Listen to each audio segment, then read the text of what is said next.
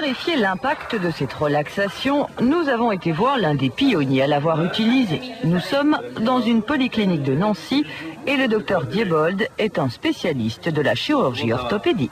Bien. Jusque-là, ça va? Oui. Hein. Bon, le moral est bon. Allez, on va aller vous relaxer. Marie-Josée en est à sa 6e opération du pied. Elle va se dérouler sous anesthésie locale. Le credo de cette équipe, éviter au maximum d'endormir le patient ou de le mettre sous calmant. Quand c'est possible, on endort donc seulement la région du membre à opérer, mais en complément, on propose l'aide de la méta-relaxation. Fermez tes jolis yeux, s'il vous plaît. Voilà. Très bien. C'est parti. Ouvrez les oreilles en grand. Voilà. Chassez vos idées, laissez-les défiler et ne laissez agir que les lumières sur le fond de musique. Et le reste, je m'en occupe. Laissez On y va pour le garrot. Sensation d'engourdissement. Visuelle et auditive, ces stimulations arrivent en quelques minutes à plonger le patient réceptif dans un état de détente profonde.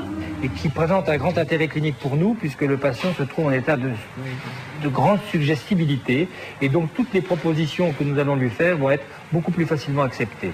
Ça nous permet de réduire considérablement les doses d'antalgiques complémentaires, les doses de tranquillisants, les doses de calmants. On en est à plusieurs milliers d'interventions maintenant. Ça fait maintenant une vingtaine d'années qu'on travaille sur ce projet. Et actuellement, le bilan est quand même extraordinairement positif. Relaxé, le patient s'extrait dans un monde imaginaire pendant que le chirurgien opère. Là, le malade est là, mais en fait, il n'est pas là. Donc à partir de ce moment-là, il n'y a aucun retentissement de ce que je fais sur son rythme cardiaque, sur son rythme respiratoire, il est complètement neutre. Et donc ça nous libère tout à fait, en fait.